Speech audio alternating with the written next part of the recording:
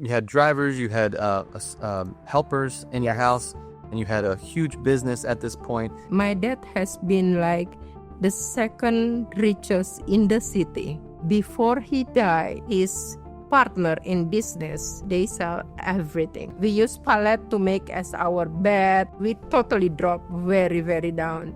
Your mom alone had to raise 7 kids, and then she said, you know what? I have to do something. And so they made a business. And I bet that taught you at a young age a lot about finances, a lot about business. Yes, all the finances I have to take care to make sure all the business running. So basically, my children went to school. They were locked in the school and they cannot go out. They have riot in my country. It's well known as a Muslim country. They're the target Christian or Chinese. After that happened, I talked with my husband and said, I don't think this country is the best place for us to raise our kids. The first house we have in America. We rent a mobile home. My son and then my nephews live in one bedroom. My 2 daughters, the other bedroom, and me and my husband, the other bedroom. So this was the first house you had? I don't like the victim's mentality. I against that in my life. God will not bless you if you just lazy doing nothing and expects your boss to promote you. Once you said you cannot do it, you will not be able to do it.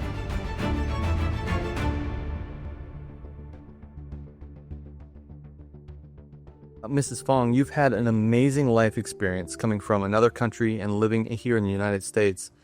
And it has changed, I think, my life to watch how you operate your life.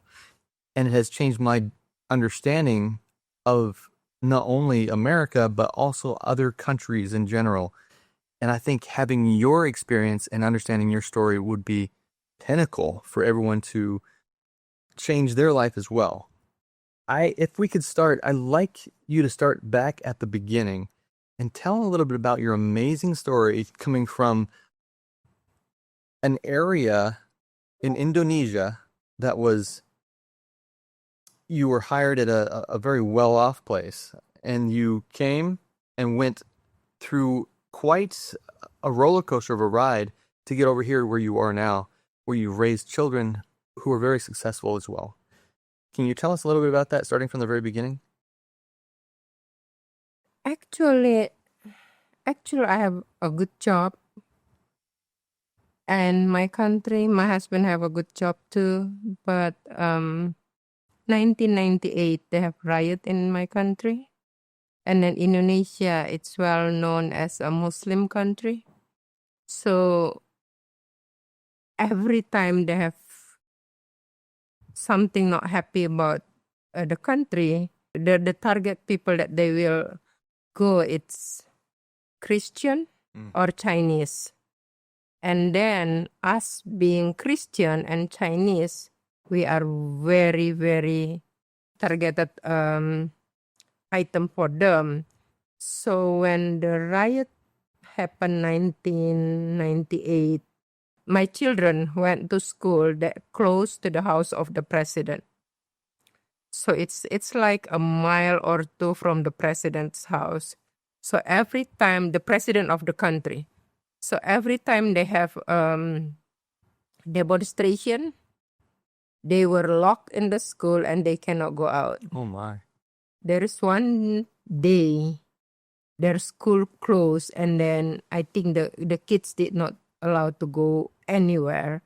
And then usually if people say to me, well, there's going to have demonstration, I usually ignore that. I feel like, well, it's happened. And then, my kids, it's going to be okay. Not sure for that day. They are already on the way, probably halfway to the school. When I hear there's going to be a big demonstration, I just call. And I just called the driver. I said, hey, bring them back. They are not going to school today. But there are people that already dropped their kids. Their kids did not go home the whole night. So they have to stay in the school.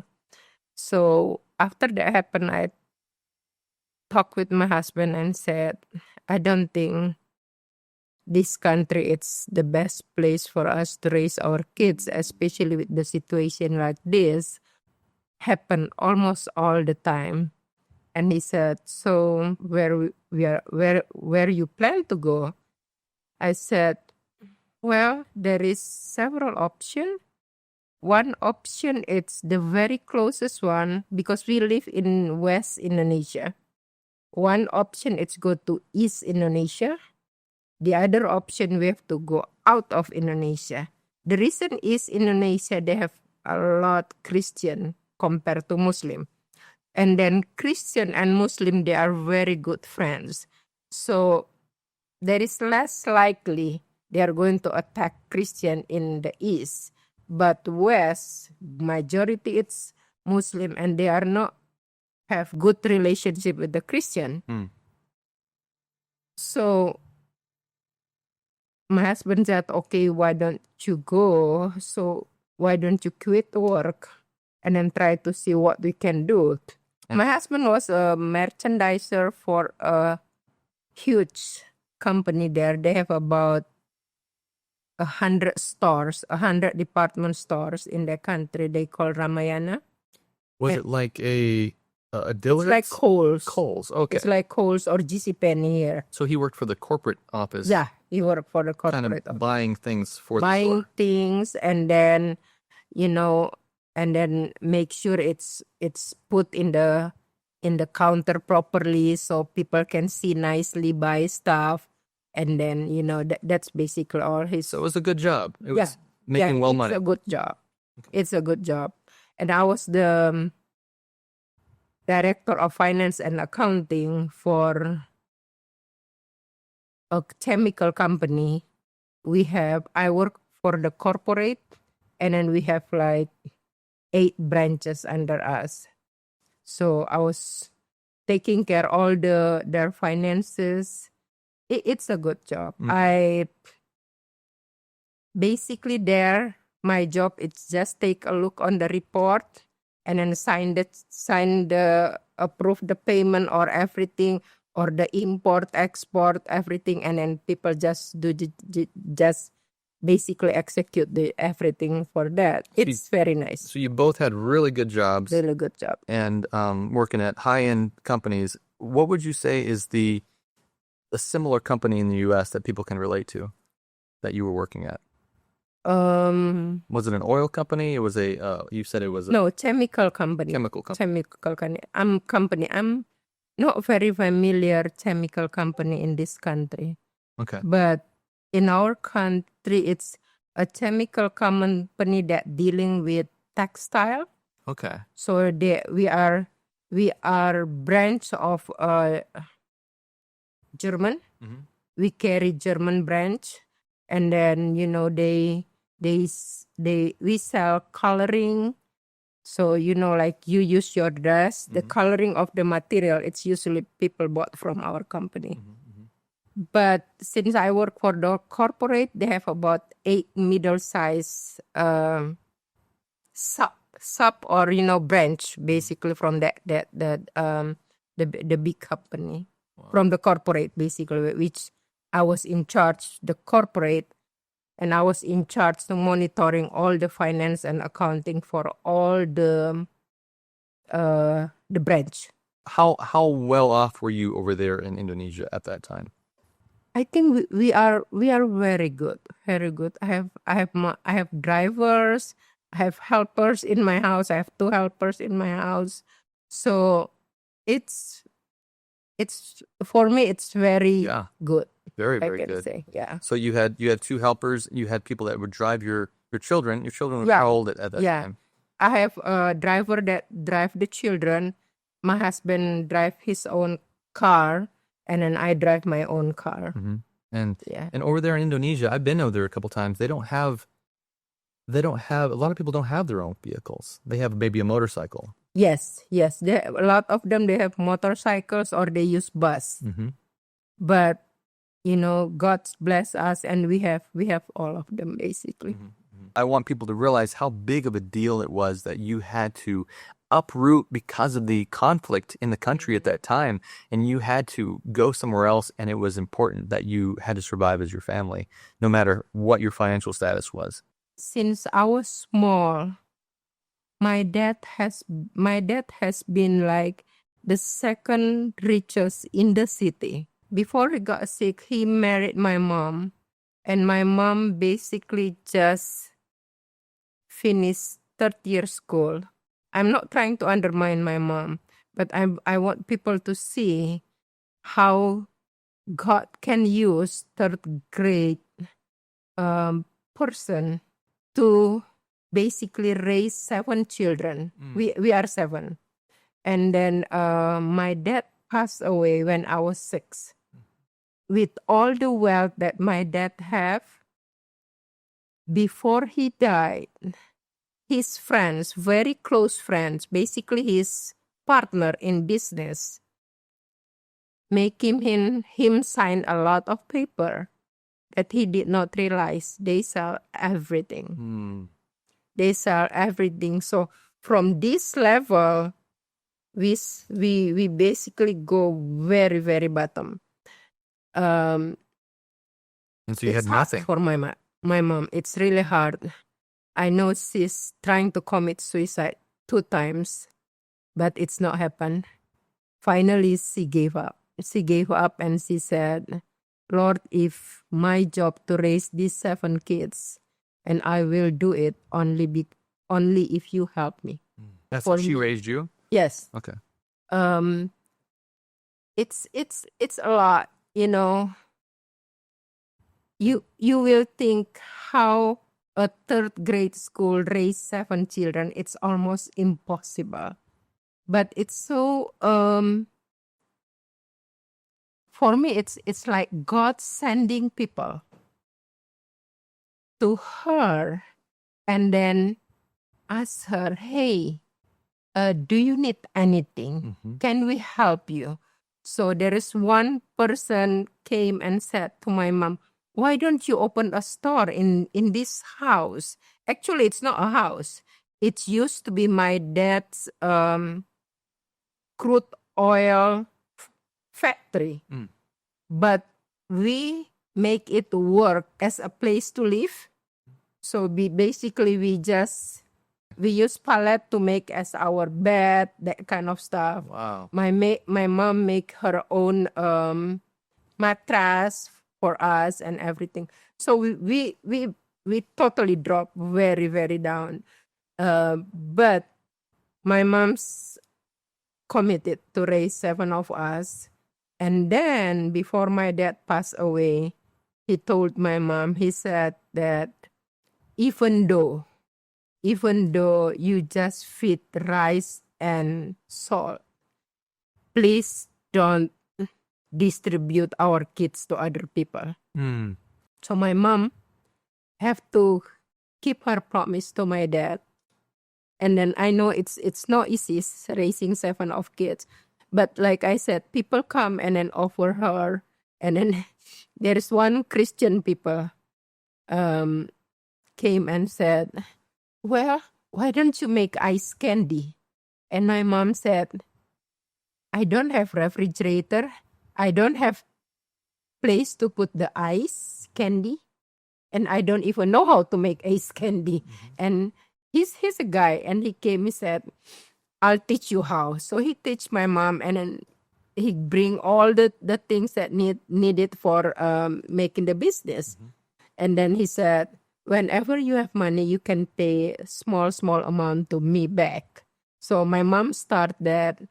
And then in front of, it's like in front of our road, there is water company.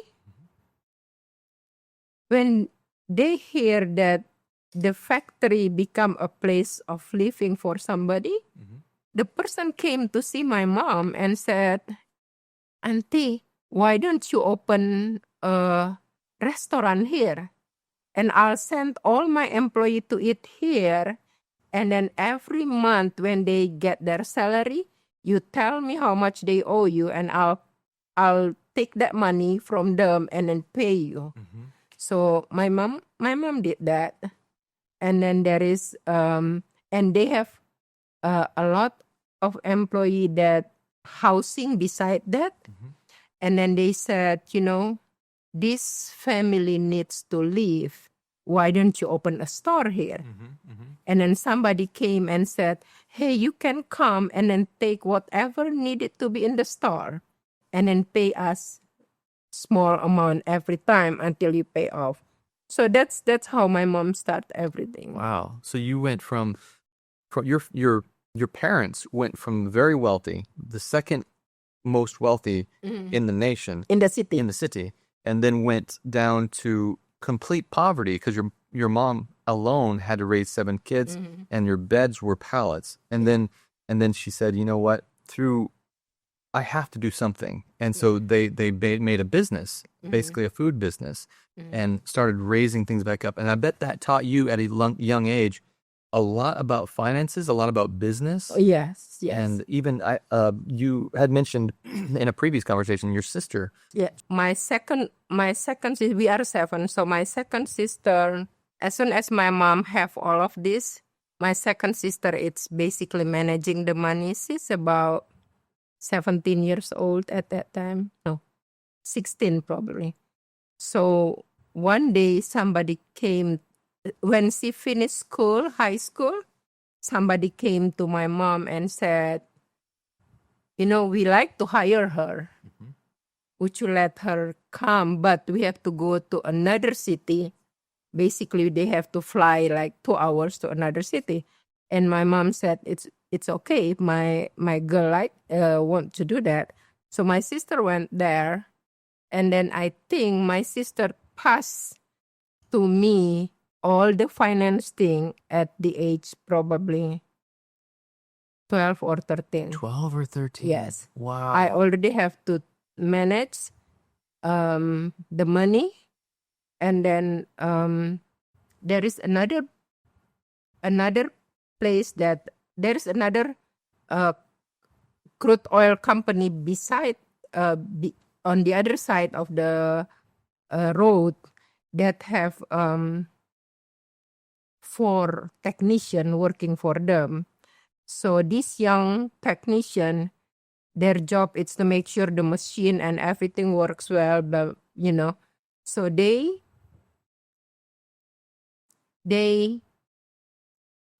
come and eat with us. So basically they cater food for my mom. So my mom said, okay. My mom is very good cook. And then she just cook and everything. And then again, all the finances I have to take care to make sure that all our family fit and then all the business running. So basically, so I learned that from when I was little. So basically, leave from my country, get out of my country. So finally we decide it's not go to the other side of Indonesia, to the East Indonesia, but we decide to go to Philippines.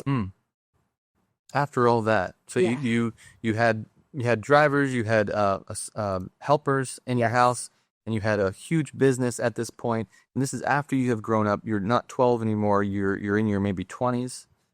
No, we left about when I was about 40, I think. 40. Yeah. Oh, so when you were 40, you were and so you had raised kids for about 20 years in Indonesia, or I'm guessing from. No, I think about 15. 15 years. 15 years 15 in years. Indonesia, yeah. And so roughly it was about the late 90s when you left, correct? 1999.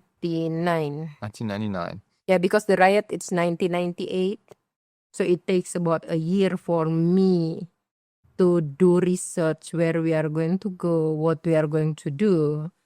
But finally, we decide to move to Philippines, knowing that we might not get job there. Yeah. But that's one way for us, one step to go out from my country to the other country for the safety of my kids. And did you know the language when you got to the Philippines? I know English very little. My husband too, but we make it work. Yeah. We make it work. Very difficult to go all the way over there. Yeah. And so not only did you have to leave a very comfortable job, and to make you leave a very comfortable job with a very comfortable home, it must have been pretty significant riots over there. You must have seen some pretty terrible stuff on the news and around to say, we got to get out of here. And so to leave, and not only leave, but go to a country you don't really know and you don't know the language of, to restart. I think a lot of people, even my family, they really worry about me going out of the country, because basically no one, my sister, my brother, they never go out of the country. So basically they worry about me. But did I not worry? Of course I worry, because I have to bring 3 kids, my husband and me and my nephew. My nephew came later. But at least 5 of us, it's not easy. But I just don't know at that time I have that much drive to be out of the country. Yeah. If you ask me now, will I do the same thing if that happen now? Probably no. No, that's not. And then just to cover up my worry, pretend not to be worried. In front of my family, I pretend not to be worried. I pretend that I'm a very strong person. But I'm worried inside my heart. I bring 4 people with me. Yeah. If something happened just to me, I have not much worry, as I have to have 4 people with me. You, your husband, and 3 kids. Yeah, me, my husband, and 3 kids. How did you plan on providing for everybody? Did you have a little bit of, did you sell everything here and have a little cash that you would be able to survive on?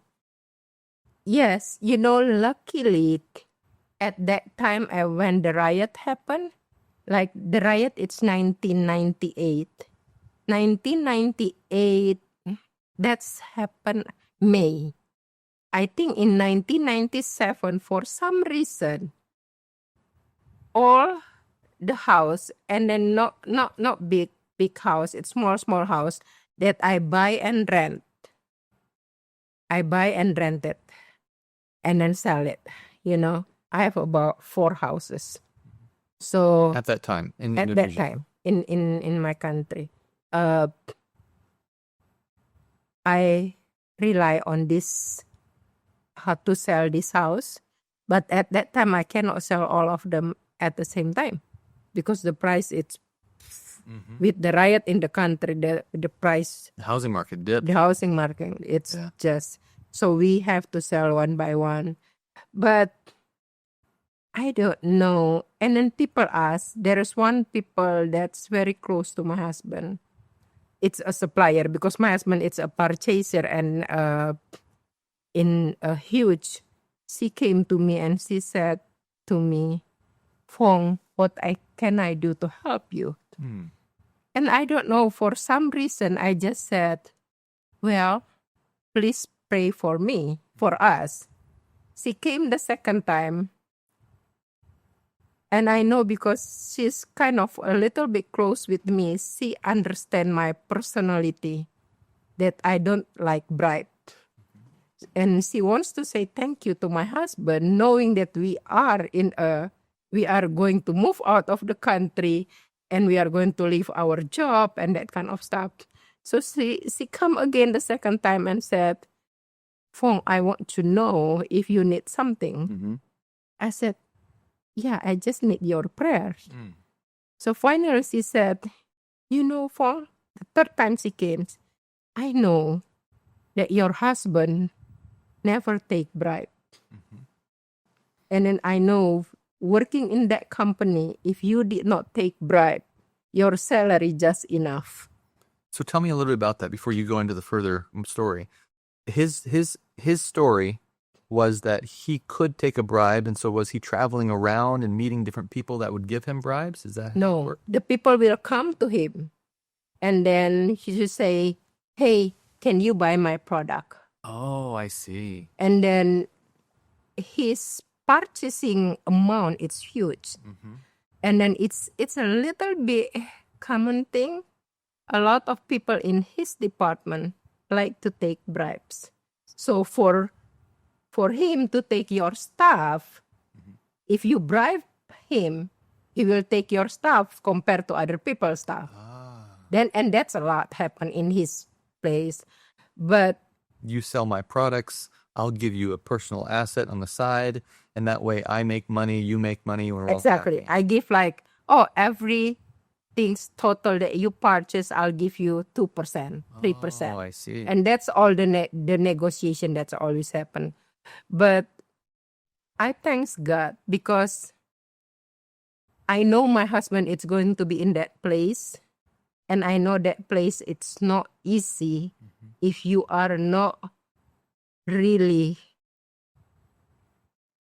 strong in character. So I told my husband when he took that job, I said, one thing that you have to remember, never ever take bribe. I'm married with you.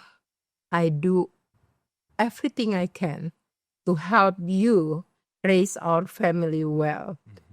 But I will not accept any bribe from, because for me, that's like illegal money. Sure. That's how I view it. And then I don't want to raise my kids with illegal money. I feel like illegal money have no blessing. Sure. So I tell my husband not to accept any bribes. Yeah, so basically So they wanted to give you money because they knew want to that your give us husband... money the latest before we leave, but they try to approach me because they don't want me to hate them by doing that. So finally he said, please, Fong, this is just a thank you. Can we give something to you? I said, no, I don't need it. I just need your prayer. That's all I'm asking. I'm asking this person. So finally he said, what are you going to sell that I can buy? I said, well, I might sell my car because we don't need car when we don't need car anymore, our car in my country. So she said, how much you are going to sell? I said, okay, the market price, it's about some amount. And she told me, she said, okay, I'll give you this check for the amount of the car. We will take the car at the airport before you leave. So we have car until the minute we have to fly. Oh, So wow. I think that's a huge blessing.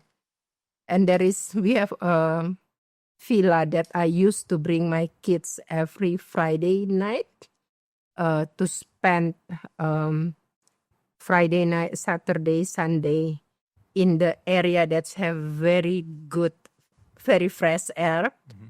So another person said, how much you are going to sell for that? I know he didn't need that, but he just want to buy because he knows that we need to move out. Basically, they want to make our life happy. Yeah. Our life, it's not happy. It's like easier. And my husband's all his vendor basically queue one to each other to entertain us the last minute before we leave. So I keep telling people a huge blessing. 3 weeks. So I have already packed everything, and 3 weeks I never cook. I have breakfast, I have lunch, I have dinner. I have breakfast, I have lunch, I have dinner. So his vendor entertain us. But we take it because for us it's a way to say they want to say thank you to us, and we want to say goodbye with them. Yeah. And so your business, did you have any residual income coming in from anything you were doing in Indonesia going to the Philippines, or did you just sell everything? Did you give anything away to your helpers, your driver? I have driver and then a salesperson, and he continued that. And then I was monitoring from Philippines, but I think it's not last long. It's just a year. A year he was able to do that job, and then after that, I just have to give him to the supplier that selling that stuff to us. I said, I give up this business. I give it free for you, but you have to take my employee. I just have one employee. and I believe you need him. So they took him. They took my driver as driver and salesperson. So yeah. Wow. So you really went all the way to the Philippines and not really having very much. Yeah. And then what happened after that? Yeah. So after that, I think it's kind of got works in that way. That's 1 year. I finished my school in Philippines. What were you taking? Oh, I take master in business. Okay. So I finished my school, and then again, it's like May. I finished my school, and I went to the elementary school to pick up my daughter's grade report. And then someone talked to me and said, "Hey, I heard from my daughter that you graduate from master." And I said, "Oh yeah." And she said, "What's your plan?" I said, "I don't know. I'm still thinking what to do, because Philippines, where we live, it's a little bit far from downtown Manila. So it takes about 40, it's about 30 miles. The problem when drive there, 30 miles can hit 2 to 3 hours. Because of the traffic. Because of the heavy traffic. So I said, I'm kind of calculating if I have to do that job there. And she said, I said, go back 3 hours, come back 3 hours, 6 hours, working 8 hours. I came home, I'm going to be totally exhausted, and I have to take care these 3 kids and my husband. Were your kids in school at this time? Yeah, all my kids in school, my husband in school too. But roughly how old were your kids? Krista was 12, Krista 14, Daisha 11, and Mario, it's 5 years old. Wow. Yeah. Wide range. Okay. Yeah.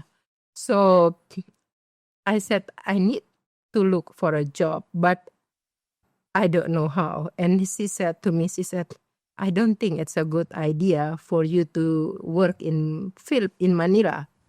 I said, yeah, but if that's the only choice, I have to do it. Because we have to live. And she said, oh, okay. I did not know. The next Saturday, I went to church. Somebody came and said, are you Miss Fong? And I said, yes.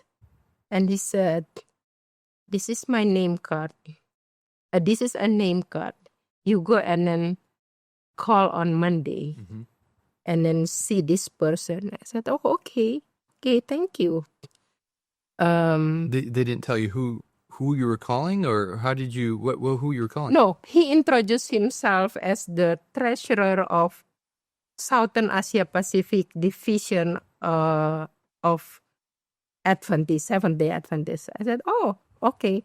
And he said, you go and meet my associate and then talk to him. I said, oh, okay.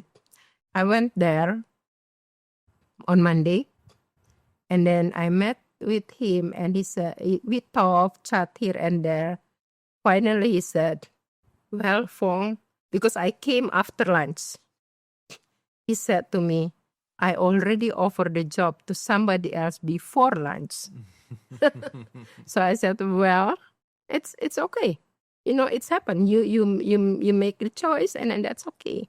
So I did not get the first interview job. And I think about a month later, I get a letter from that same office telling me that, hey, we have temporary job for 6 weeks. Would you like to take it? And I said, okay. So I went there, do the job. I think I get the job done in 2.5 weeks. So I told them, I said, hey, this job done, if nothing to do tomorrow, and I'm not coming. Because why should I come when I have nothing to do? So they said, oh yeah, Fong, we just have meeting and then we have another project for 6 weeks. Would you like to take it? I said, okay, I'll do it. And I think I get that job done in 3 weeks. Yeah. So basically my first 6 weeks job time, it's not done and I already get that done for 2. So I still have half week and I said, okay, I'm done, anything I want to do. So the third time they came to me and they said, would you like to work for us? Mm-hmm. And I said, of course. Sure. Of course, I like it. So they give me a project. First thing they say, can you do this reconciliation? It's like a year behind. Those accounting. And I was doing that. And then I was doing that. And then I think half day I get everything done. But I mess up when I save the wrong thing. And then I lost all the file. All the file. So that afternoon, I really do everything. And I get done in the afternoon. And I say, hey guys, this is the job that you give it to me this morning. Anything else you want me to do? So finally they give like more permanent job. So, and then it's so funny. Before they give me that job, they asked me, they said, hey, you have been working 6 weeks. Did you already get paid?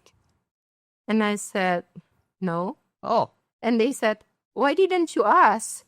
And I said, do I really need to ask? I don't know.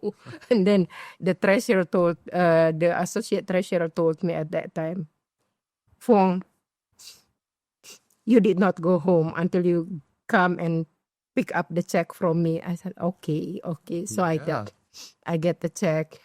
And I know they in that contract, I think they plan to pay me certain amount. So when I get my check, I think 150%. 150%. Yes. So extra. Oh, wonderful. I just say thanks. What else can I say? Yeah. So, and then they give me the job, the permanent job. I was dealing with reconciliation with all the division, all the union under the Southern Asia Pacific Division. So I was doing that. And then my daughter graduated from high school. So she told me, she said, Mommy, where are we going? I said, well, I have been waiting. I'm thinking after 3 years to go back to my country. But since it's already 3 years and I did not see the political uprising. Getting stable, everything.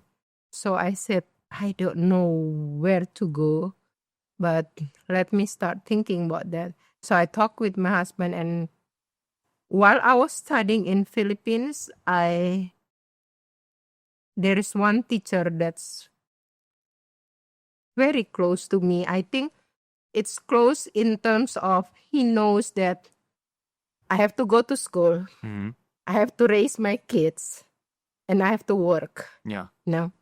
So he's very nice. And then when I was chatting with him, he said, why don't you go to America? I said, what am I going to do there? He said, well, you can study. And then some of my Korean friends, they said, Fong, don't go back to Indonesia. Go to America. And I said, for what? They said, yeah, I think your kids, their English, it's very good now. Your English, it's good too. I think you will be okay in America. I said, well, I don't know. But let me see. So I was doing all research and everything. And then finally we came to Texas. We decided to come to Texas. I have to go study again. And my kids go to study. So when you got there, you had to do some additional education. Is that because in order to get to show that you had your degree, in America, to get a job in America, you had to do extra education? No. I think, yeah, probably yes. I'm not really sure. But the reason I have to come to study, because that's the only way I can bring my family with me. Mm-hmm. Mm-hmm. That's the only thing.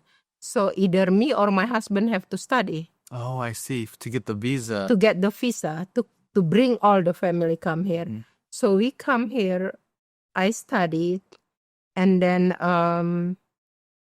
my kids go to school. And your husband was with you? Yes, Okay. my husband with me. Did he go to school also? The first time he's not. The first semester he's not. But the second semester he has to go to school, because if not, his medical insurance that I have to cover, it's like 5,000 to 6,000 a year. Oh, wow. And I feel like if I spend insurance 6,000 a year, I rather pay school bill Yeah. 10,000 a semester, and he can work legally. Mm-hmm. And then, that means something better for him and for us. So the second semester he start studying. So you both you and your husband are studying. I can't imagine you have a lot of money if you're going to school.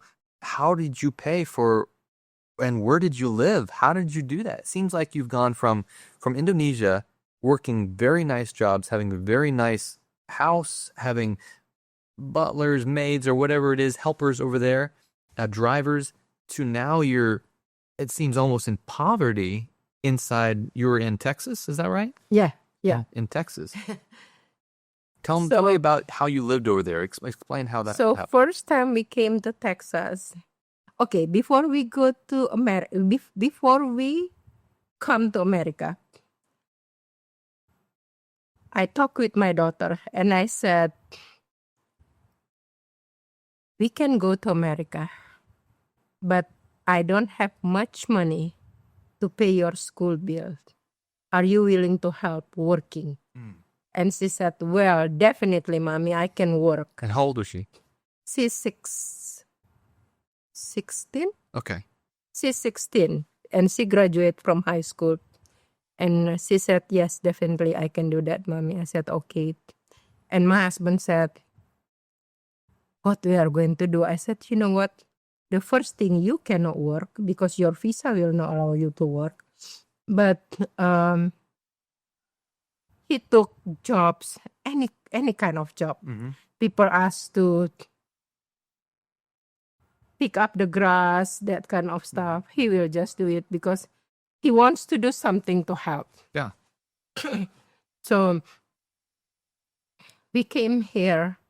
And then another thing, the teacher that taught me in Philippines moved to Texas. Uh-huh. So he's the one that helping me process all my paperwork and then preparing for me coming.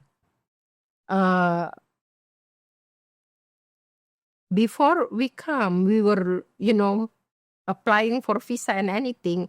And I talked to him. I said, hey, as a family of 5, at that time, my nephew already joined me. So 6 of us. So you took an additional child with you, which was your nephew, and he came over, which was in Philippines. In the Philippines. Yeah. Oh, so I see. when we have to come here, he wants to join us. So you have both parents, you and your husband are in school, and you had to provide for 5 mouths to feed and house them too. Yeah. How did you do that? Yeah. So we arrived in Texas.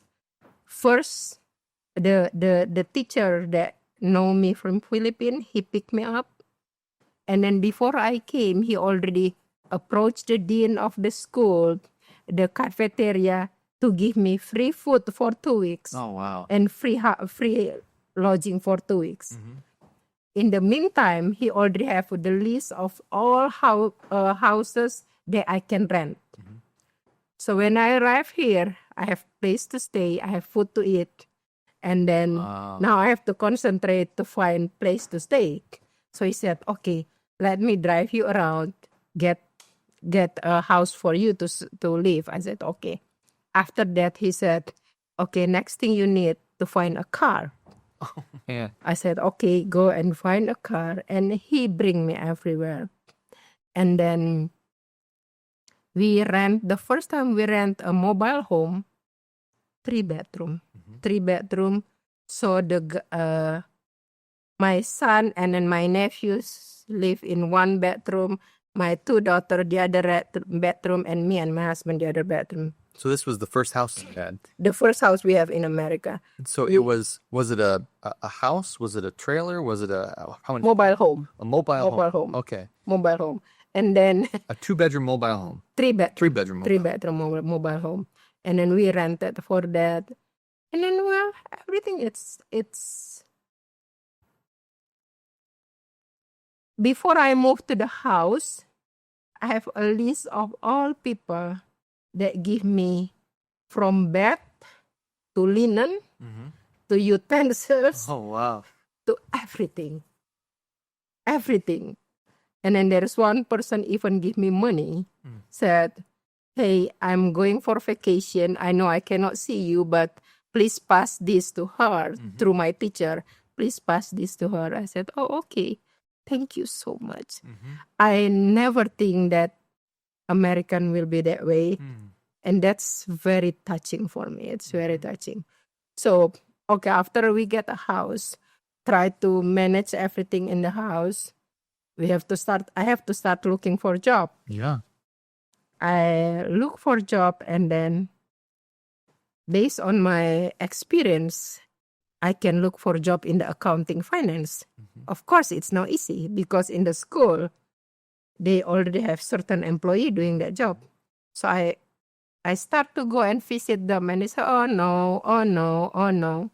So finally, I apply in cafeteria. The cafeteria will always open for people to work. So I worked there. The first day, they told me, okay. And I came, they said, you have to clean the toilet. Oh. I never cleaned the toilet in my life. Never. Because remember, I have helper. You had and helpers, yeah. Even in Philippines, I think I have a part-time helper that come 3 hours a day. So I was cleaning the toilet and my tears just came out. Oh, yeah. And then I look at the mirror and I said to myself, Fong, why you cry? You determine that you're going to come here. You know all the consequences. Why you cry? I just take a toilet paper. I just take a tissue and wipe and clean everything. And that's the only day they asked me to clean the toilet. Oh, wow. After that, they never asked me to clean the toilet. So I work in the cafeteria for a couple months. And then somebody from cashier's office is looking for employee. So they reached out the cafeteria and they said, can we talk with Fong? They said, yes. And I said, yes, how can I help you? And they said, we want to interview for the job in cashier. Would you like to try? And I said, yeah, definitely. And I sent my resume that afternoon. I have interviewed. And then they said, okay, you can start working. I said, wait. I have to talk with my people in cafeteria. And then he said to me, how much they pay you? I'll pay you more. Oh, wow. And then I said, and then after that he realized, probably he said, well, but it's up to you. And I said, well, it's not, I'm picky about the job. But the job in the cashier office, it's more aligned to my major. Yeah. And he said, oh, okay, I understand, Fong. So I work in the cashier office for a year, while I take my masteral again. So, yeah. So you were still living in the 3-bedroom trailer. Okay, we live in the 3-bedroom trailer for a year, a year and a little bit more. And then after that, I was walking in the afternoon. Was it a rental or was it Rental. rental? Okay. Yeah, I was walking in the afternoon, and then my husband said, "Hey, there's a small house for sale." And I said, "Well, let's check how much the price." I don't have money. Mm-hmm. I don't have money. And he said, we look at the house. Oh, it's 47,500. You know, that's back 2006, I think. Mm-hmm. Mm-hmm. 2006. So after that, I said, well, he don't have that money. Yeah. But I think I can borrow money because I will graduate. I think I will graduate. I already graduate, I think. And I'm going to start looking for a job. I said, let's look for the house and then see what we can do. And then we look for the house and then we pray everything. And then I said, you know what? I don't have that much money. Why don't we talk with the realtor and tell them how much I can pay? Mm-hmm. And so I talked with the realtor and said, hey, would this person sell for 30,000? Mm-hmm. And they said, oh, no. They said they can owners financing. Mm-hmm. And I said, no, I don't like that. I just about to look for a job and then I don't have money, but I don't like that. Mm-hmm. So again, and he talked, and then it's happened. This house has been in the market for months. Mm-hmm. The owner died. The daughter of the owner is old enough. Basically, she just want to get rid of the house. Rid of it. Mm-hmm. So finally, they said, "Okay, we will give you." And I said, "Oh, okay, 30,000." I look at my bank account. I think I only have 10,000. 10,000. Yeah. Yeah, just 10,000. Just make sure that if something happened. Yeah. So I called my sister and I said, hey, can you borrow me 20,000 if I'm not wrong? Your sisters is still in the... Yeah, in my Egypt. country. Mm-hmm. And then as soon as work, I will pay you back. And she said, okay, don't worry about that.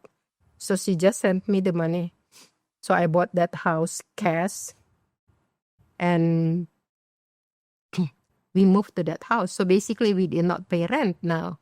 Because in my brain, I pay rent $500 a month.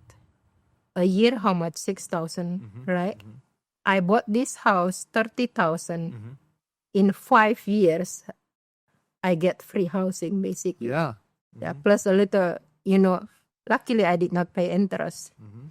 So basically, I don't have to spend money for rent. And so this is, I think, is a key point. I know we just glossed over it real quick, but I think it's such an important point. I want to stop you right there and talk about it a bit, because I don't think many in America, including myself, when I grew up, really think about debt. We really think about the understanding of how much is it that I'm putting in towards something, and when do I actually make money off of it?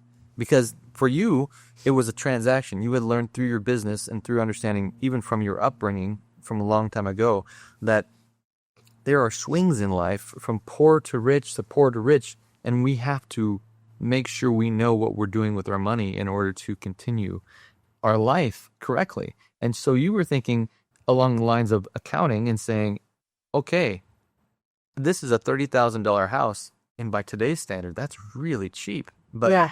I've been in that house, and it was small. It was just enough for you guys to live in, maybe 2 bedrooms. Is that right? It's 2 bedroom, and we changed basically the laundry room. Mm-hmm. We turned into bedroom, including laundry room. Mm. So we make that a bedroom. So it's basically 3 bedrooms. 3 bedrooms. And and from my real estate background, I'm thinking, does it have a closet? Is it? And you couldn't permit it that way because it had to have, all that other stuff. But at least you could live in 3 different bedrooms and have your kids in 3 different bedrooms, because they were growing up and they were... They are growing up, but we have a big yard. Mm-hmm. It's like half acre. Mm-hmm. so they can run here and there. And so that's really inexpensive for a house, but it was still, I mean, as you were coming to America, the exchange rate from Indonesia to America is pretty significant, probably hit you pretty hard. Yeah. And so you became from wealthy to poor almost overnight, coming and realizing I have only this much and I need just a little bit more to buy this house, and then we can survive after 10 years, correct? After 6 years. 6 years. Yeah. Yeah. Oh, no, after 5 years, because 500 a month, 6,000 a year, 30,000 divided by 6,000, it's 5 years. It's payback. Mm-hmm. I learned that payback in our school. So, but beside that, yes, it's a payback period. So after that, we live rent-free. Mm-hmm. And then with rent-free, I will be able to collect that money and pay back to my sister. Instead of paying the landlord, I pay my sister back. Yes. Yeah. And so you're able to pay that back and live rent-free from then on. I think in America, we get the idea that mortgage is mortgage. And you give a mortgage for the rest of your life until you die. And you don't have to be that way. No, we don't have to be. And then I heard somebody told me, well, mortgage interest, it's tax deductible. Mm-hmm. Yes, tax deductible, I agree.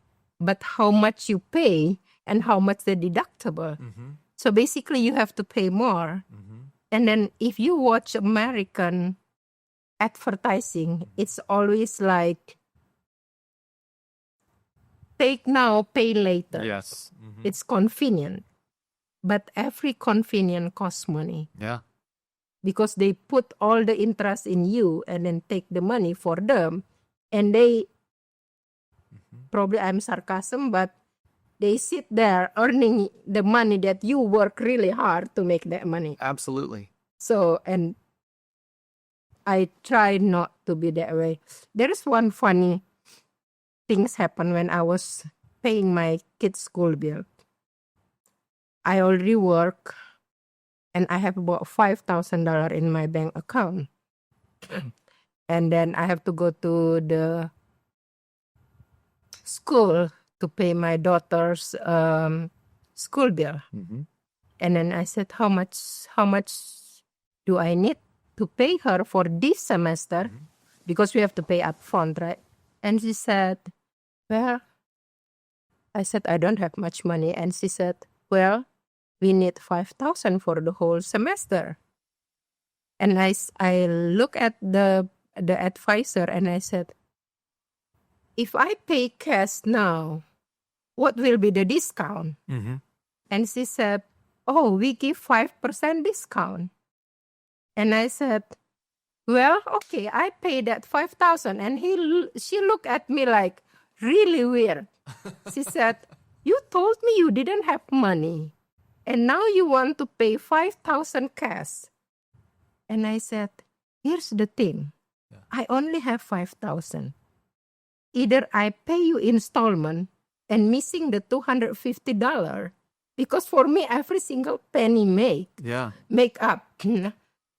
Or I give up my 5,000 using that 250 for my grocery for 2 weeks. Yeah. Until I get paid, my next paycheck. And he said, Fong, I don't understand you. I said, well. I completely understand. As an American growing up in America, completely oblivious to how money works, because I don't think we really take advantage of. We don't take advantage of how this works because we think this is how society works. You buy a car with finance, you buy a house with finance, you buy all this stuff. Everything finance. And you have it and you look very wealthy, but everything is debt. And so, you, on the other hand, were saying, hey, look, this is how much I have. I am poor, but I don't want to use debt in order to make myself more wealthy. And so when you were saying, hey, you know what, you got to help me. Is there anything you can do? 5%? Yes, I'll take it. I'll take 5%.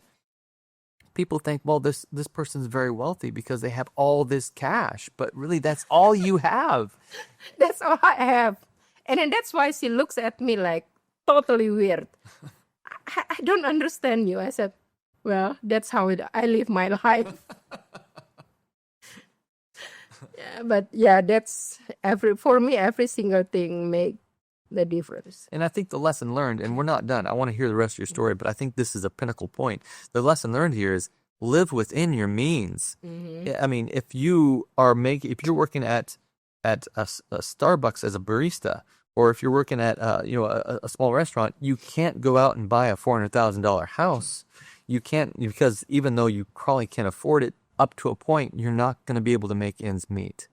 And I resonate with that. I want to share one thing with you. First job I have in America, it's working for a hotel as an accountant and controller. So I have my boss. And then it's funny thing. I look at my boss. He struggle every single thing, every single month. Struggle to pay which one first. Electric, water, or car, and that kind of stuff. And I know for sure he make twice as much as me because I do all the payroll.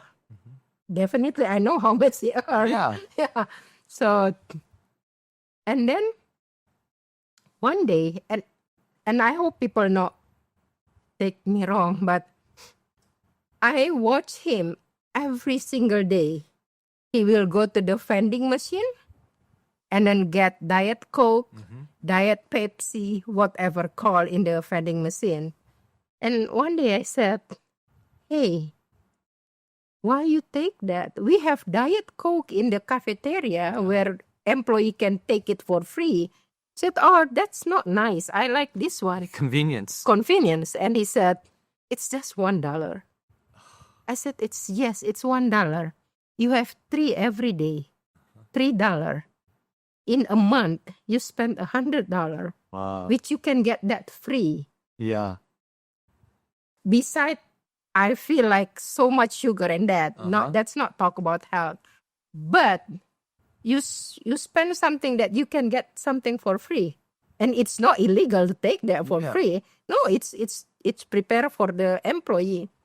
So, but he struggled to pay his bill. He struggled, and he make twice as much as me, and he didn't have family. He just have 2 dogs with him. Wow. And I have to feed 6 people in the house. Wow. So wealth is not how much you make, it's how much you save. No, it's not how much you make. It's how you manage. How you manage it. Yeah, how you manage. Because I can share you one story in Hawaii. My husband worked with someone in the assisted living or convalescent, something like that. So they work, and then this guy makes so much money. I think combine my husband's salary and my salary, he earned probably more than both of us. Wow.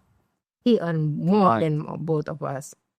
And every single day, it's not every it's almost every single day or week, he will borrow money from my husband. For me, it's weird. Wow. And then I said, why? And my husband said, I don't know, Fong. Up to the time, he wants to borrow money. And I feel like if we keep let him borrow money from us, it's not teaching him how to do good finances. Right. Because he has like IRS debt. And we already help him. Yeah. Okay, we pay, so IRS will not interest you, but you pay us back in 6 or 12 time installment. We already did. And every week still. So finally I told my husband, no, you are not going to borrow anything to him. And he said, but he get mad with me if I did not do it. And I said, if that's the case, and then you quit that job, look for another job. Mm-hmm.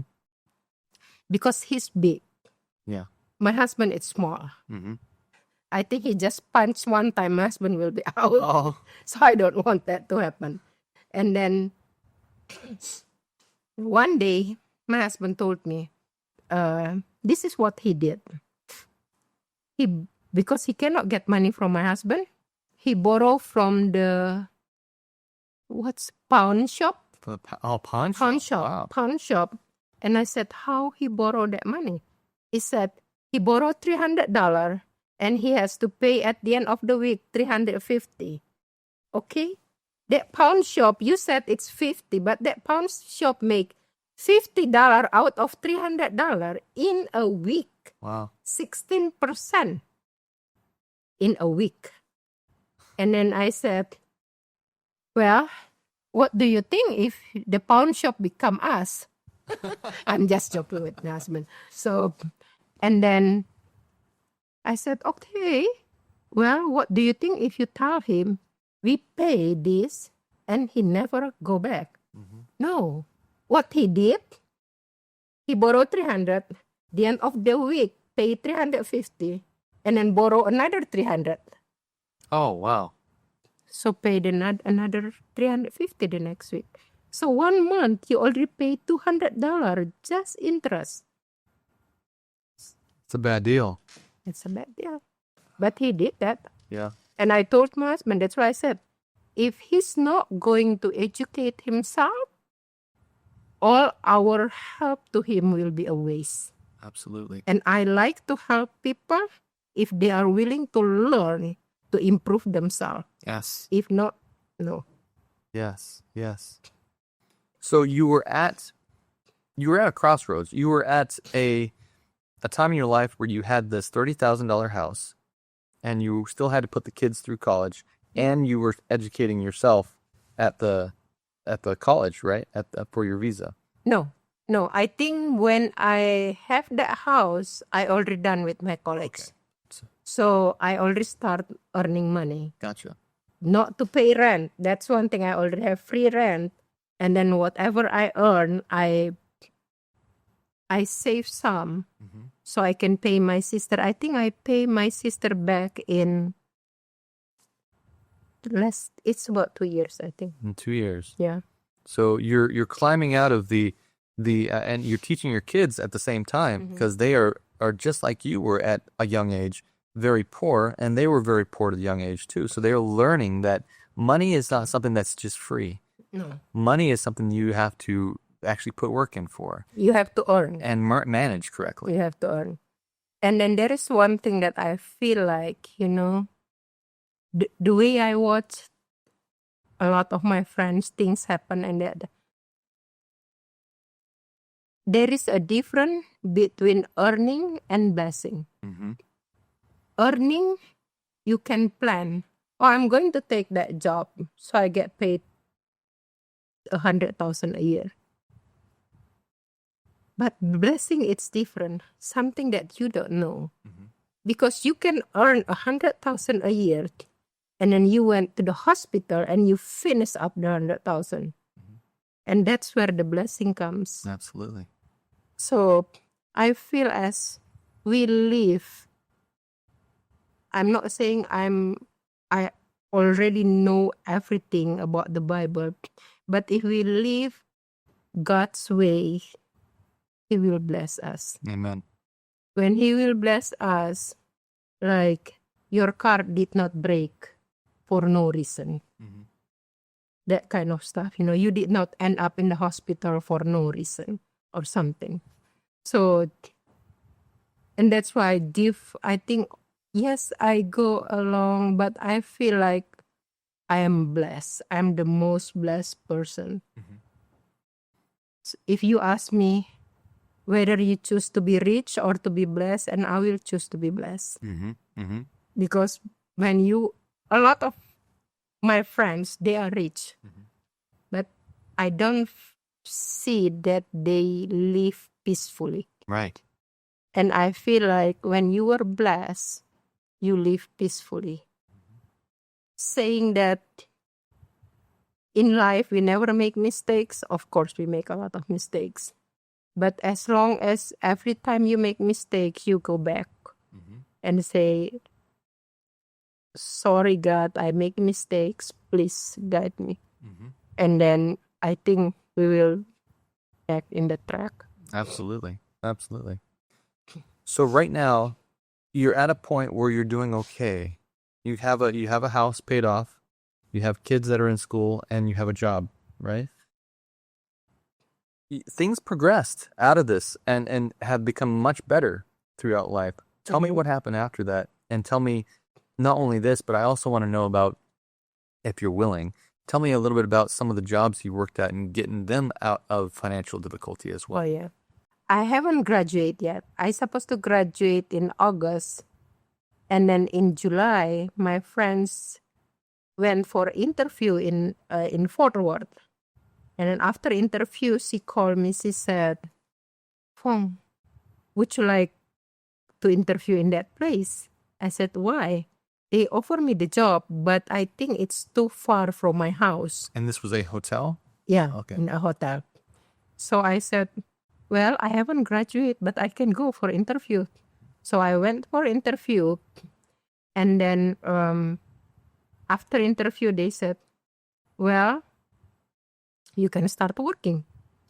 And I said, okay. I still have the job in the school and at the school at that time. So I said, well, I will come on this date. So I talked to my supervisor in the school, in the cashier office.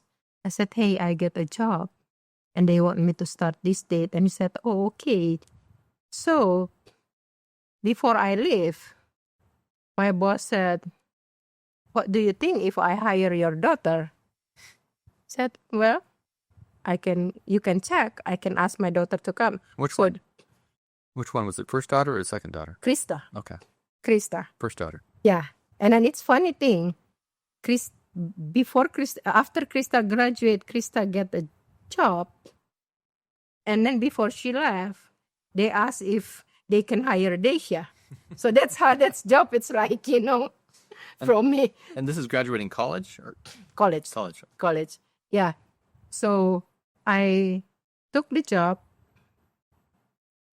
They offer me, so I start. When I start, they told me my salary will be $10 an hour. And then, of course, I have no clue what's the price range. Sure. I have no understanding that we can Google. I have nothing of that. Well, $10, it's okay. $10, I can work for $10. I can bring food to my kids. So I will start working, and I think after 3 days, we have a meeting, and there is a problem, and then we were talking, and then my supervisor said, well, there's no way we can solve this problem. And I think God gave me kind of knowledge, and I say to them, well, I think we can do it. We can solve this problem in 3 days. And then they said, sure you can do it? I said, yes, sure I can do it. What was the problem? I think there is a problem. Oh, I forget. I think it's accounts payable problem or something that we have to rekey in all the stuff and this kind of stuff. Mm-hmm. And I said, well, we can do it. Okay. So, and then I just do it. And then after that, my boss came to me and he said, well, Fong, I'm going to pay you 12.5 instead of 10. I haven't get my first paycheck though. And I said, oh, okay, thank you. So, and then something happened too. They have another problem. And I was telling my boss, I said, I think I can solve this problem. And he said, the owner said, well, I think it's too hard. I said, no, I think it's not hard. It's just okay. You can get it done probably it takes about a week. Said, okay. So I get it done in a week. And then he came back to me. He's the one that came back to me and said, Fong, I think I'm going to pay you salary. And then that salary convert to $14.50 an hour, basically. And what year was this roughly? 2006. Okay. Yeah, 2006, I think. And I said, oh, okay, thank you. So I get 3 increase without even asking. I think that's a blessing for me. So my daughter, one by one, finish the school. And then Krista, so probably you were wondering how I pay all their school bill. Yeah. So when Krista in college, as she promised me, she's going to work. So the first year, I remember we have a house, so I cook breakfast, lunch, dinner for my kids. If I have to go to work 7 o'clock or 7 o'clock, I wake up like 5 o'clock and cook for breakfast, eat breakfast with the kids. The kids go to school and I go to work. Mm-hmm. I prepare food for lunch so they can eat lunch. And then come back home, I cook for their dinner. So we don't have, basically Krista don't have to pay food in the school. Just pay the tuition. Mm-hmm. Mm-hmm. So pay the tuition, I think the first year, the first semester, the first year, I think I pay 2,000 or 3,000 for her school bill. Wow. Because she paid off everything with her work. Mm-hmm. She worked as a teacher's assistant. Mm-hmm. And she works in the cashier office. Mm-hmm. And then in the night, if she has extra hours, she will say, Mommy, I will babysit somebody's kid. Wow. So she works there. And then I think after sophomore, she applied to be a student association treasurer. And then she get that job. And she came with me and said, Mommy, I need a cell phone. Mm-hmm. I said, for what? She said, I get a job as student association treasurer. And they are going to call me. We are going to have meeting. And I said to her, how much you make for student association treasurer job? She said, $200 a month. I said, okay. And then how much the cell phone costs for you a month?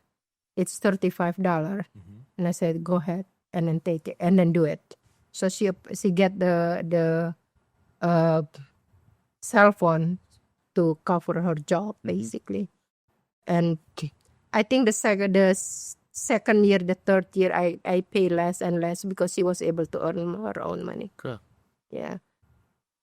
Well, yeah, she's done nowadays. Yeah. I have a little saving basically for them go to college. Mm-hmm. Mm-hmm. So before Krista go to college, I have like... And this was saved before you moved to Indonesia or after? Before I moved to Indonesia. Sure. Before I moved from Indonesia. So, remember, I told Krista that I will not be able to pay all. Yeah. Because I only have like 30,000. Yeah. So I said, okay, this 30,000, it's going to pay the school bill for 2 years. Mm-hmm. And then you have to work to make sure. So but this savings of 30,000 is what you came to the United States with? Is that what I'm understanding? No, that money is still in my country. Oh, okay. But I have that money. Gotcha. I have in the deposit or something like that. Just in case. Yeah, just in case. So when we moved to America, I bring that money with me, but for kids to go to school. Mm-hmm. So I never touched that except for tuition. Even for buying a house, you were... No, okay, yeah. Because it's very purposefully when I know a lot of Americans that would say, we have nothing. And I think that we should dip into our savings account for our children. I have friends that have had that happen. and their parents let them know later on. I'm really, really sad when that happens, but I'm amazed you guys didn't do that. And I'm even so poor, you focused on saying the kids need this money. And so we're not going to, even though we have reached our bottom in Texas here, we're not going to touch that money for the kids. No, I never. So I'm very purposeful. Beside that, before I come, when I am in America, my sister sent $50,000 because she's afraid that I'm going to get poor and then live with nothing. Is this the same one that gave 20? No. Okay. This is different one. This is the oldest one. Different sister. Yeah. But I put that money in I think I put in saving or anything like that. When we arrive here, until I get job. When I get job, I can guarantee to my sister everything is okay. So I return her money. So you never used it? Never use it. Well, that's never good. use it. So may I ask you a question I think that everyone's going to have questions on? It seems that since all your sisters and your siblings, your seven, you said your mother and father had 7 kids. They were all raised during a time that had a very, very traumatic finances. So they probably learned finances at least most of your children or most of your siblings. Is it safe to say that most, if not all, of your other sisters and brothers are also doing well? It seems that if they're able to send $30,000 from $50,000. Yes, they are doing well. Actually, if you think, and I used to joke with my friends, probably I'm the poorest in my family. I'm the poorest in my family, but I don't feel that. I feel like I'm very blessed. I feel that I'm very blessed. Are you saying that at this point in your life, you're still the poorest, or at that time in Texas, you were still? Even now. Even now. Yeah. Even now, I'm probably the poorest of them. Can you briefly say just a couple things of what your family does over there? Don't give the whole story, but. My oldest sister, she now retired, but she has a travel agent company. That my oldest sister. What is a travel agent, you said? Travel agency. Oh, travel agency. Yeah, so basically, but her travel agency, it's for trade fair. It's not for vacation. She added a little bit, just okay, if you go for work to attend a trade fair in somewhere and you want to have an extra, it's vacation, it's okay. But her major business, it's the trade fair, and she retired, I think, couple years ago, 2-3 years ago, if I'm not wrong. That's very good. Yeah. Good. My other sister have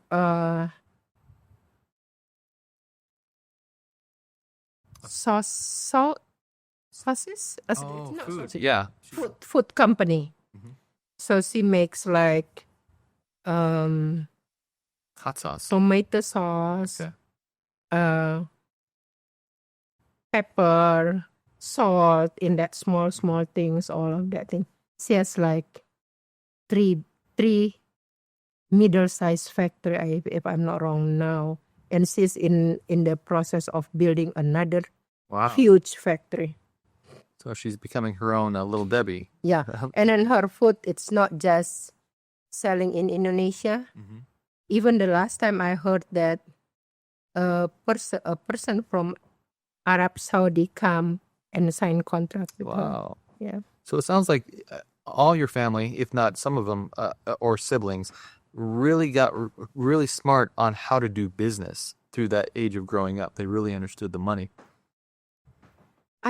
Yes, I can say yes. And then I'm not sure if I say this wrong or not, but I even feel like that's already in our blood. Yeah, sure. That's already in our blood.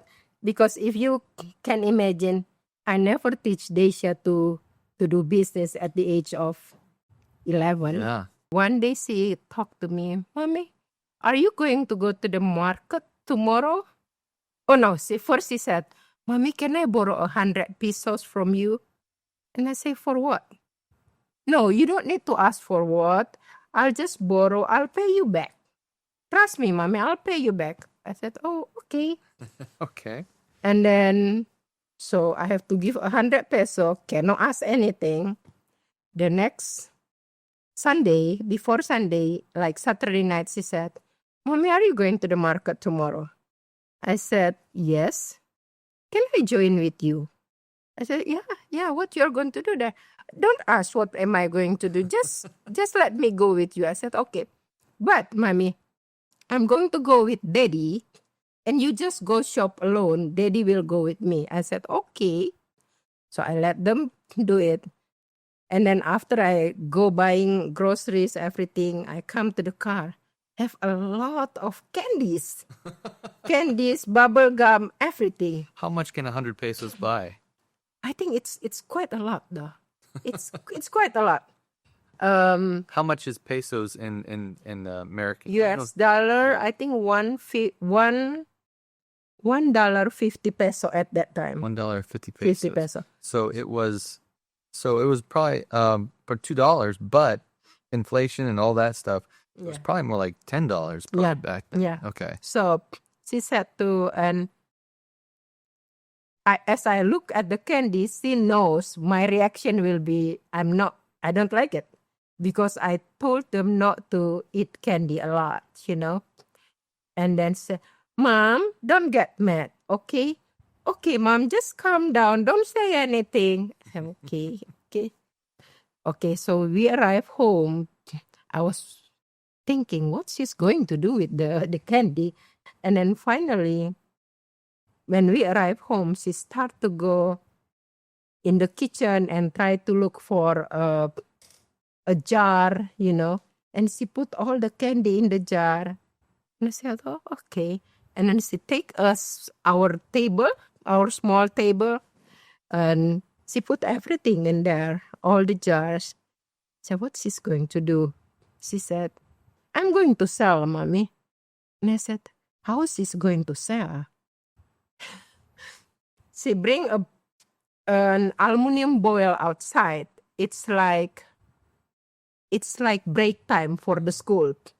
She bring the aluminum bowl outside, and then she starts spanking with spoon. Bang, bang, bang, bang, bang, bang, bang.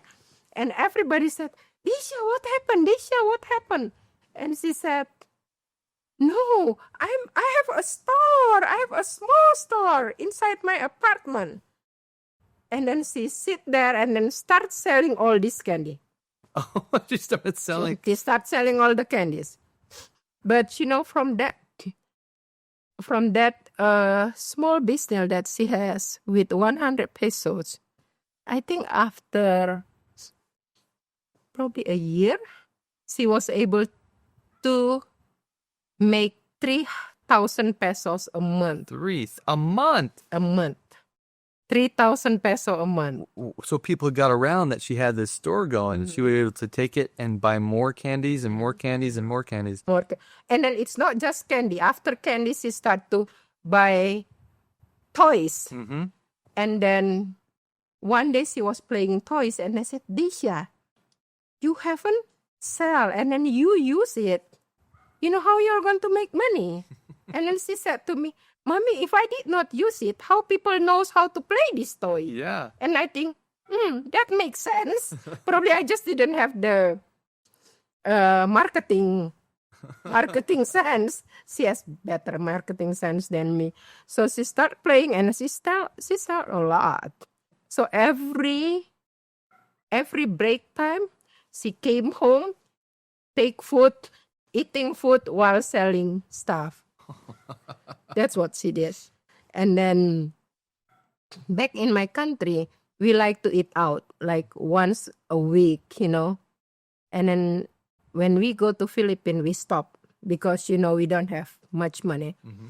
And she said, Mommy, starting now, we are going to eat out every Sunday. I'm going to pay for that. And I feel like, wow. But Well, what you say, she already said. She make the rule and everything. Okay, mommy, just follow.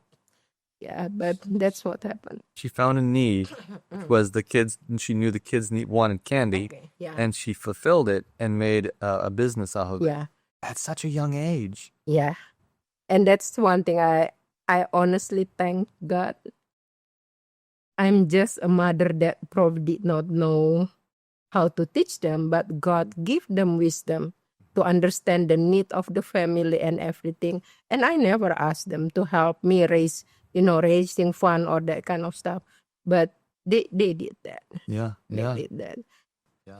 And which is what she went into marketing, right? Marketing in college. Yeah. What she did. She wants to go for entrepreneur. And I told her, I said, you know what?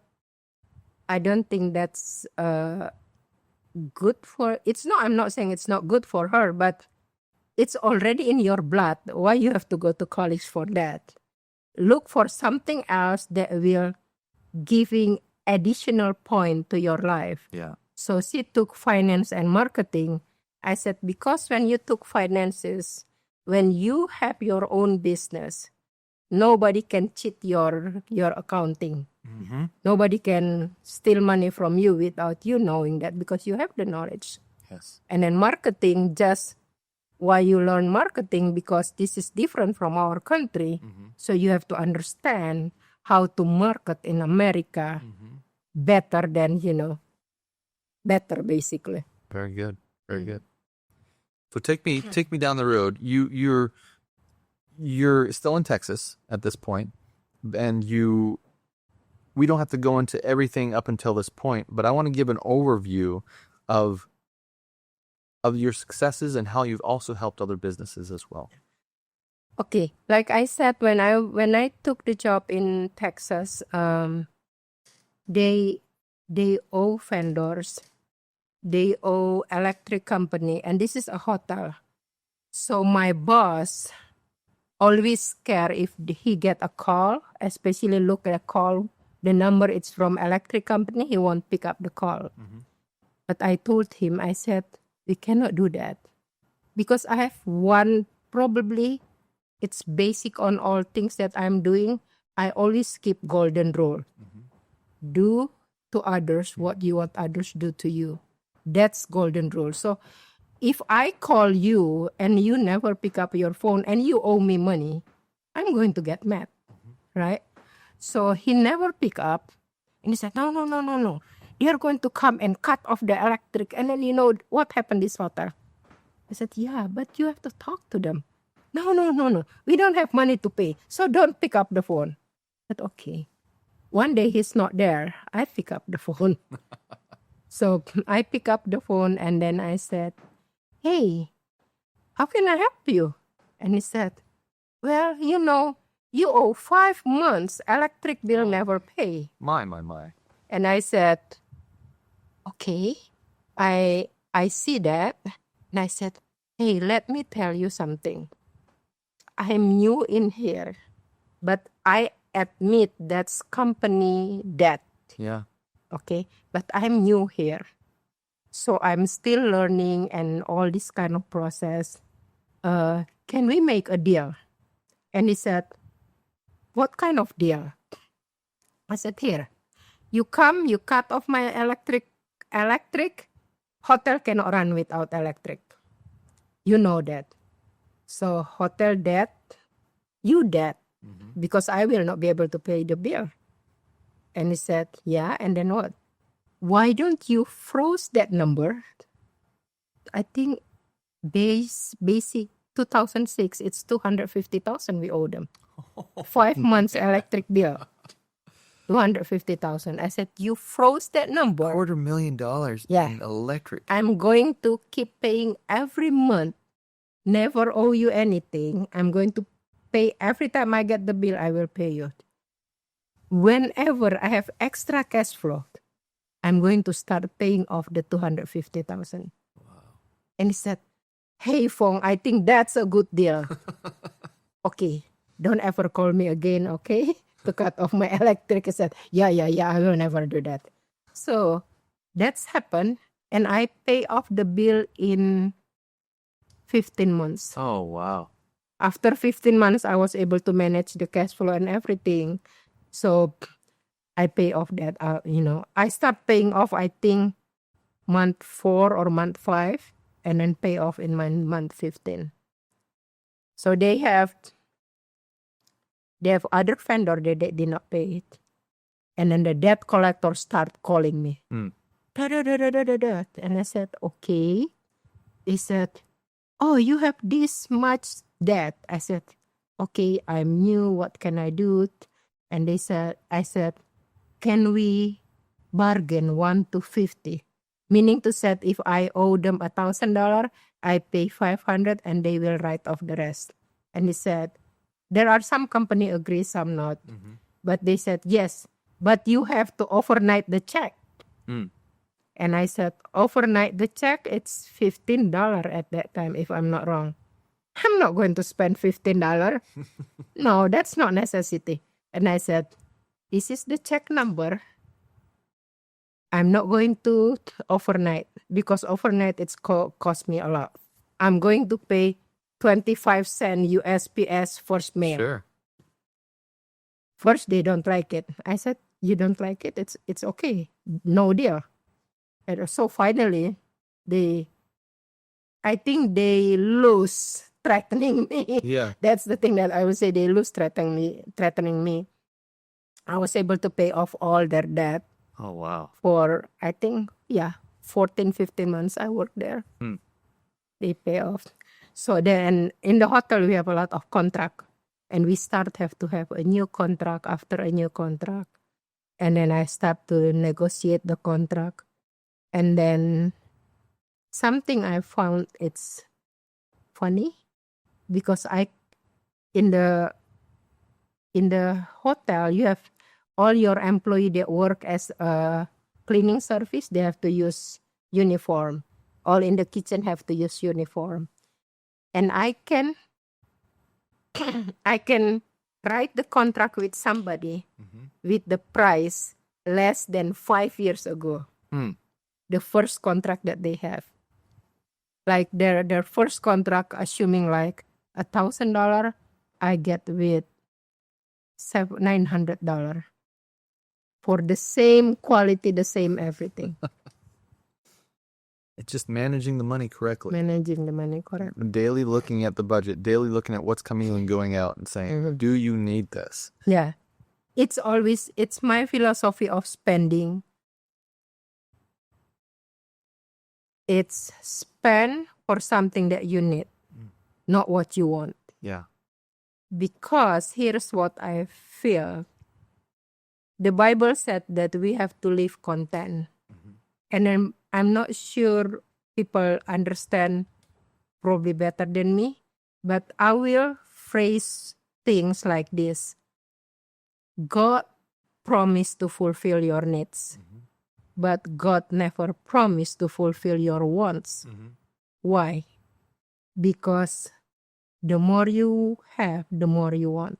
And then that's why I said even God cannot fulfill your wants. God can do everything, but cannot, not because God cannot, but because you keep wanting more and more and more. Yeah.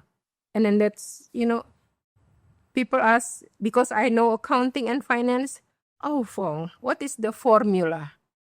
I said, my formula, it's very easy. It's just spend what you need and not what you want. Oh, if that's the case, and you never spend, you never enjoy your life. Of course, I enjoy my life. You remember back 2008? Yeah. Right? When the economic started falling down. I was working as the treasurer of a school at that time. Business manager of the school. And then a parents came to me and said, hey, Fong, so what you cut? I said, what do you mean? This economic, it's going down. What you cut in your household? I said, no. And she looks at me, she said, you didn't cut anything? And she mentioned to me, she said, I cut my dine out. Usually 3 times a week, now it's 1 time a week. Her den? What is it? Dine out. Oh, dining out? Dining out, yeah. And I said, well, I did not dine out until I have extra money. So I don't have to cut anything. Because if you ask me to cut, and I will starve. That's all right. Because I only buy what I need. Yeah. And then people said, oh, I need Mercedes-Benz. I need this Cadillac. I need this. No, we need transport. I remember there's another company that I worked. And then we were discussing, and then one person insisted to have internet. That huge band. Because his kids playing games in the night. Oh, okay. He didn't tell anybody, but at that time the entity covered everything, including internet in the house. And I told him no. And he said, oh, well, we need for the school. I said no. And I said, hey, if you need transportation, Corolla, it's okay. We don't need Mercedes-Benz. And then they insisted. So they talked to the president. Oh. And then I think the president misunderstand and he approved. Oh. He approved that. So one day his wife came to me and said, hey, Fong, I need $2,000 to fix somebody's house. And I said, why you ask me? And she said, yes, because you are the CFO of this entity.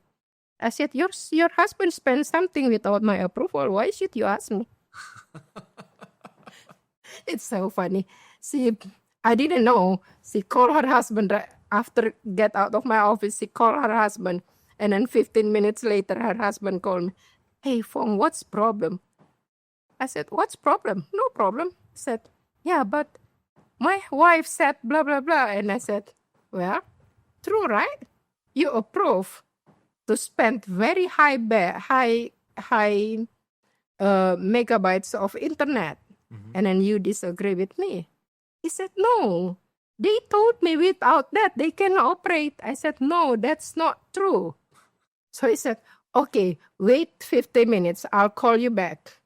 In that 50 minutes, he met with all of them by phone. And he said, I cancel what I decide. Wow. Because we need only Toyota Corolla and we didn't need Mercedes-Benz.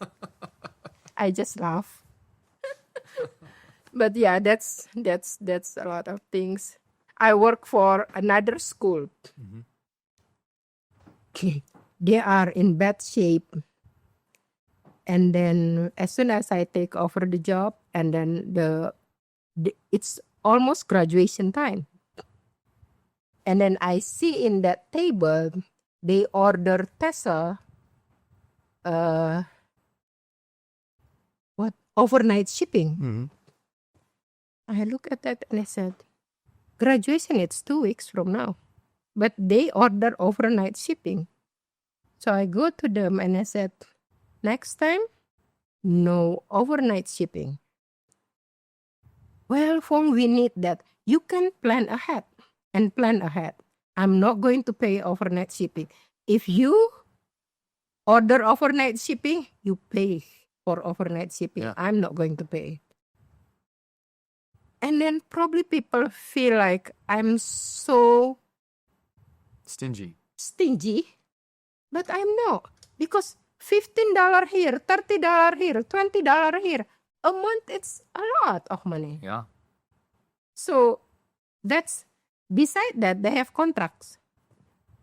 They have maintenance contract with another company, and we have maintenance guy there. And then I look at the contract, it's like 5,500 per quarter, if I'm not wrong. Yeah, 5,500. That's back 2007. So it's a lot. So I called the maintenance guy. I said, I don't think we need this contract. And he said, of course we need. I said, okay, how many times in a day you need their help? How many times in a week you need their help? How many times in a month? And how many times in a year? Oh, probably we need about 2-3 times a year. And why you have contract? 22,000 a year. Wow. He said, well, it's just easier. Their answer is always like that. It's easier. I said, it's easier, but it's cost the school 22,000. Right. Do you know that? And he said, well, Fong, it's okay. I said, okay. So I called the company. This is a contract. So we cannot break the contract, right? I called them and I said, hey, I want to cancel the contract. They said, of course you cannot. Because the contract you cannot cancel. I said, well, it's up to you. You have two choices. We cancel the contract and we have business with you. Every time I need you, I call and you come and give me the code for the price and I pay you. Or you keep the contract and I will never pay you. So you have two choices. And finally he said, okay, I choose I cancel the contract and we have keep business with you. Wow. I said, okay. So at least we saved 22,000. It's just one small thing. Yeah. Which there is a lot of people did not pay attention. Right. One day in the company, every time I receive a bill, I did not just pay the bill. What this bill for? What service they give to us? So one day I receive a bill from a copy machine company. Mm-hmm. You may remember in this country, people renting the copy machine, lease, what they call lease. Because people say, oh, you just pay $750 a month and you have a good machine. Yeah. Right? One day, I received this. And I was looking for the copier that they use. The copier, it's in the dungeon, stuck with all papers. They never use, but we keep paying $300 a month. What sense behind that? Right. There's no sense. You don't need to spend that money. Right. So I called the copier machine and I said, pick up your machine. I'm not going to pay. Let's cancel the contract. And then one thing that you have to remember too, and this is probably it's more professional things. When you have profession and you deal with contract, make sure to read very carefully termination Clause. Mm-hmm. Because termination clause, it's always tie you. The reason why I said that, because several entity that I work, they have contract that this is how it says. If this 3 years done, they will renew automatically. Mm-hmm. And that word automatically, you have to say no. Mm-hmm. Because when they renew automatically, you have no grip of saying what. And oftentimes they only have like a month to cancel it. And then they will say, if you did not call or email us 2 months before, yes, always have something that you have to put in brain. But nowadays, Google, it's so easy. You put in the calendar. They will remind you. Yeah. My daytime, I don't have Google. But I put in note. Okay, this date, my copy machine I have to remind them. This date, I have to, all things it's in the termination clause, I always have to put in the note. So to kind of, because that machine that I said they pay 300, not because they decide to renew, but the company renew automatically because the contract said so. Yep. So after that, I said, no, it will be, first, they renew automatically. You have to avoid that. Secondly, they renew the contract automatically yearly. So you stuck in a year. If they said if you happen feel like, well, I just do automatically. But you have to make sure it's monthly. So you can cut off any month. So the first choice, no automatic. The second choice, if you have to, you don't have choice. And then make sure, renew automatically monthly. And then that's the thing that a lot of people did not pay attention on that. Don't just accept the contracts. Read them, figure it Read out. them carefully. Read them carefully. I have another school that an entity that I manage. They have 6 or 7 different buildings. So in 5 buildings, they have 5 copier machine. No, they have each in that different building. So they have 5 copier machine. So when I buy the copier machine, I did not go through the copier company. I pay cash. Here's the reason why. Copier machine, they come to you. Oh, you just sign list with me. You have 5 copier machine. Each machine only 350 a month only. Okay?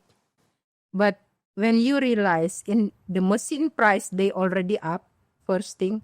The second thing,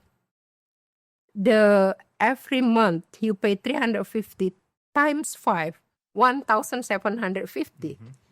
If assuming you save 1,250, you still have 500 for buying ink, buying every time, and if there is broken, you can fix it with the $500. But a lot of people did not think that way. Somebody even told my president, I think that's the worst decision she ever made as a CFO. Because I bought the machine cash, and here's what make him mad. They used to buy machine leasing, so every time call, people come. That time, the machine just arrived. I forget what's the brand of the machine. The machine just arrived. I think the person that bring the machine, or they plug wrongly, and the machine did not work. Okay. So when they called the machine company, the machine said, well, since you didn't have contract with us, so we cannot come and fix.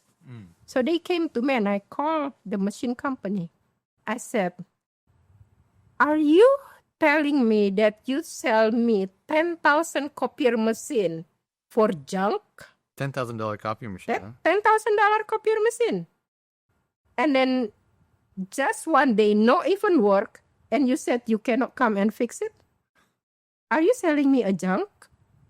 This is, okay, we will send technician to fix it. I said, you better sell a good thing.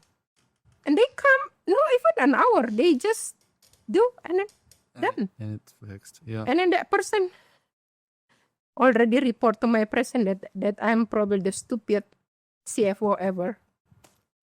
Well, whatever, I don't care. You're saving money, and that's the goal is to save the company. Yeah, because 10,000, if you rent with them, like sometimes 350 to 750, how much is use 5 years?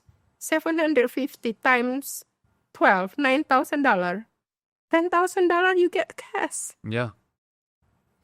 And so you're at this point where you've helped not only your family out of poverty, and you have also helped other companies out as well. How are your kids doing? My oldest daughter, right now she has like 3 rental housing, and I know for sure she paid off at least 2. My son had 1 rental housing, and he did not pay off because at that time he signed the interest rate like 3.6. But she has another house that she live right now. It's almost pay off. He planned to pay off in 2 years. So what? And I know Daisha have 1 house, probably 2 house pay off if I'm not wrong. Yeah, 2 house pay off. And on top of that, I want to make sure to you that's all God's blessing. Absolutely. Beside the way I live, because I don't think I'm a mother that talk too much with the kids. I very rarely talk, but I know God know my weaknesses, and He fell into my weaknesses to make my kids know what the right thing to do. Not only has God blessed, but He's also allowed you to teach your children and for the whole family to learn and how to understand how to manage money. Because the biggest thing I see here in America, and maybe this isn't just an American problem, but it's a human problem. But there are a lot of people that feel that they just have had a portion of their life that isn't going as well as they think it should, and so that's the reason why they can't just get ahead in this world. When maybe it's choices. It's choices. It's And choices. I think it's choices. And I was told there are several websites, or there are several tools out there that teaching you how to live financially good. And then when I see that, I usually like to know how I like to learn. But the bottom line that I learned all the things, it's go back to your self-discipline. Yes. Because there is one that said, "Oh, you can do this, you can do that," and I said, "What if they cannot do this?" And they said, "Oh, you will stay in in lower level, blah blah blah." And I said, "Tell me, so your program basically requires self-discipline?" And they said yes, but probably saying self-discipline, it's a little bit hard for Americans to chew it. It's broad. Yeah. Yeah, it's too broad. And that's why they have to do it step by step. But for me, I'm a kind of person that I just like to grab the idea and then do it. And that's why I said, for me, it's like spend what you need and not what you want. And you will have enough every time you need anything. You will have enough. You will even have more for you to enjoy life without that. I personally don't like that. Yeah. Because I think it's not. I think that's biblical too. When you become a slave of the Yes. landlord, right? I was the business manager of a school. One day, I present the financial statement, and then my bank account have only $2,500. And then my boss said, "Fong, are you crazy?" I said, "What do you mean?" "I'm not." And he said, "How can your bank account only have $2,500 and you manage this school probably with, I think it's about 2-3 million a year." Wow. I think 2-3 million if I'm not wrong. And you only have $2,500. And I said, "But I don't owe anybody. So what's wrong with that?" And he said, "Well, but you have to have a lot of money. You have to show more money in the bank." I said, "No, but I don't have any debt. You can check all my file. I have no invoice that I haven't paid." The other thing that This is for the business's Business. checking account. Okay. yeah. And then I said, a lot of people say this, "Oh, I'm sorry, I cannot pay." Yeah. It's that common in Yeah. America. People say that All the time. all the time. My wife and I Right. have rentals, and I remember some of the rentals people coming to us and saying, "Well, I can't pay this month." I said, you need to have a roof over your head. This is the primary thing you need to have, not extra things. You don't need an RV. You don't need a four-wheeler. You don't need any of these toys. You need to be able to have a roof over your family's head. And so I've had people come up to me to say, "No, I can't pay this month." I said, "You can't stay here anymore then." Yeah. For me, it's not. I always say, I can pay, but what things that I cannot buy, because once you buy, you have to pay. There is no excuse you cannot pay. So no word in my life I cannot pay. But if I said I cannot buy, that's a lot of time. I cannot buy. And then if you discipline yourself, come to the point that you really don't realize you don't need a lot of things except what it's necessity. Yes. Yeah. And then people did not realize, I have a friends move from Illinois to Michigan. It takes 1 week for them to sort out their stuff. And I make fun of him. I said, you have too much STUFF. Because of that, people have to come help him. Yeah. But when you realize all the stuff that he has, he doesn't need. No.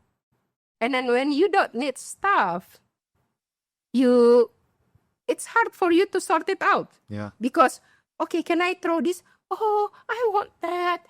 Can I throw this? Oh, no, I want that. It's not what you need, but you want that. In America, I moved already probably 6-7 times. And then people always say, how hard moving for you? I said, no hard at all. 2 luggage, whatever it's not filled in that 2 luggage, you have 3 choices. Give it away, throw it away, or sell it. Yeah. So if whatever not put in the 2 suitcases, that's all your choice. So that's always, it's very easy for me and my husband. We move everywhere. Yeah. Yeah. Don't have stuff that's going to weigh you down. You don't need to buy it. It takes you away from your budget and takes away from your budget. Takes your time to handle that. Yeah. Sometimes you did not realize that. I remember the first time we got married, my husband, Christmas, bring the whole Christmas tree. Of course, we like Christmas tree. I like Christmas tree. But I work so busy, I don't want to take care. So after the first year, I give it away. He's not happy, but I said, if you want to bring it here, you take care of that. Not leave it for me to take care, because I told you I don't need that. Oh, but we like to see Christmas light. Let's go to the supermarket. They have Christmas light, huge, even bigger than us. That's all. Sure. That's easy. Lots of things. Yeah. Lots of things, yeah. People sometimes people become slave of what they don't need. They did not realize that. They did not realize. You have 1 car in the house. Oh, I want the other one. Once you have the other one, you have to clean. You have to wipe the mirror. You have to wipe everything. You have to make looks good, and you didn't use it. Yeah. I have everything in my house what I need, And I didn't have anything that I don't need. I think there's wise counsel that says that it is towards the end of time that we will need to economize. We will need to reduce what we have so that we can prepare for a time, buying and selling. Prepare for a time where we have a lot less. And so economize is a very good thing to do. And that's what you're talking about, economizing. Very good. Well, it sounds like, it's quite a roller coaster going from growing up with the second wealthiest man in the city, going down to poverty, learning about finances, coming back up, having help, having drivers, having maids to help raise the kids, going back down to living in a trailer with 3 other kids and your husband, and then coming back up and owning multiple houses. You've had quite a journey, and I think that it's a testament to not only an understanding of how God has blessed you, but also an understanding of how money works and how this country and other countries can provide that if you have a good, diligent understanding of money and work well and have good work ethic too. Wouldn't you say that's true? Yes, I agree with you, Dad. And I feel like God has been blessed me, but beside that, as a person, I have to do my part. God will not bless you if you just lazy doing nothing and expects your boss to promote you. Yeah. Because one thing, when you become the boss, will you promote your lazy people? No, right? Yeah. So the same thing. Back to golden rule. And I think we have been blessed. So for me, beside I keep golden rule, I have to say that do whatever you can, and then God will bless you. God will fill in the gap what you are lacking. Oh, absolutely. There is a lot, like I said, like my mom can she just can give up and then get rid of 7 kids, but she's not. She said, "Okay, God, if you give these 7 kids, you have to help me, and I will commit to raise them." Amen. And then she did. The other thing that I hope I'm not wrong and I'm not judgmental, but there is a lot of things in this country that I feel like people feel they are victims. Mm-hmm. Yeah. And I don't like the victims mentality. I against that in my life. I'm not saying people cannot do that. It's their choice. But for me, I'm not a victim. We always have to say, we can do it.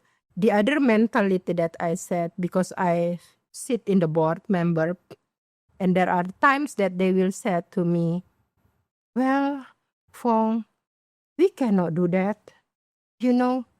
All things have to be, government have to supply." I said, once you said you cannot do it, you will not be able to do it. Right. Because you, in your mental, you already said, I cannot do it. Of course you cannot do it. Because I was trying to teach, it's not to teach, I was trying to guide all the entity that I was handling to be self-supporting. Yeah. Self-supporting. And then there is a lot of them against that. Against me by saying, no, government have to come and help, blah, blah, blah, blah, blah, blah. And I said, no. Once you already said we will not be able to.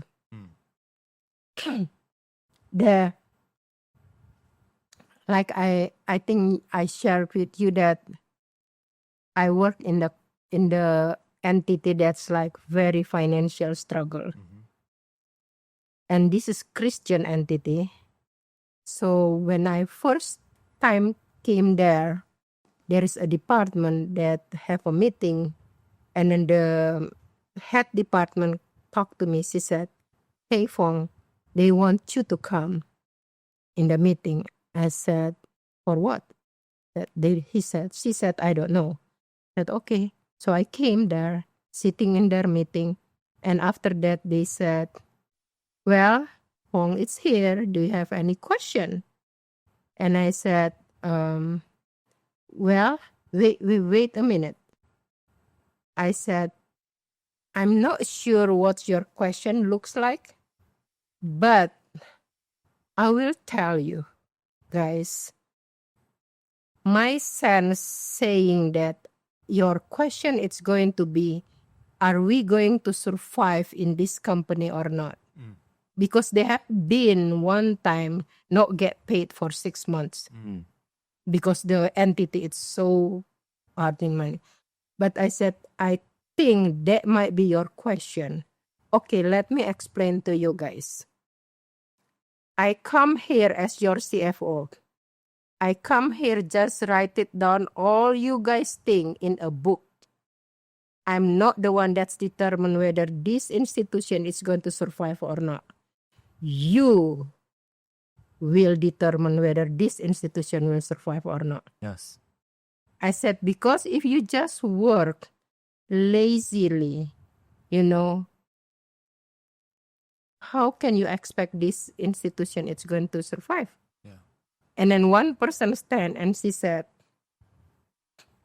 yeah, Fong, but this is Christian institution. Isn't that Christian institution have to be nice? I said, definitely, you're right. But as a Christian people, we have to work like we work for the Lord. Yeah. Not waiting for the supervisor to come and check your work. No. So we don't need the supervisor because you guys do your job good. Mm-hmm. And then after that, I just sit and and then the head department said, okay, guys, do you have any question for Fong? Nobody asked me question. So I just leave. Yeah. Yeah. But yeah, that's life. That's life. That's That's life. life for me. The mentality is what we focus, and that's helps us actually continue to do what God asks us to do, which is Yeah, and then that gives you the opportunity to give. Yeah. Because you were blessed, you give it back, you know. So yeah, I just hope that this country will embrace that live between your means, golden rule, spend what you want, no, or spend what you need, not what you want. Sorry. Yeah. Spend what you need, not what you want. And I think they will live peacefully. Not worry about bill it's going to come. Not worry about the debt collector is going to call you. No. Absolutely. Because I believe, if you live content based on the Bible, God promise will supply our needs. I'm not sure what is in the Bible, but I know it's in the Bible. It's a good place to end. Can you have a blessing or a prayer for us? Father, we thank you so much for this opportunity to share about you and how much you love us and you want us to live happily. But most of the time, the trouble that creates, it's because of our choice. Help us to do your will in our life, Father. Guide each one of us that we will be ready for your second coming. Thank you for loving us and thank you for forgiving our sins. In Jesus' name we pray. Amen. Amen.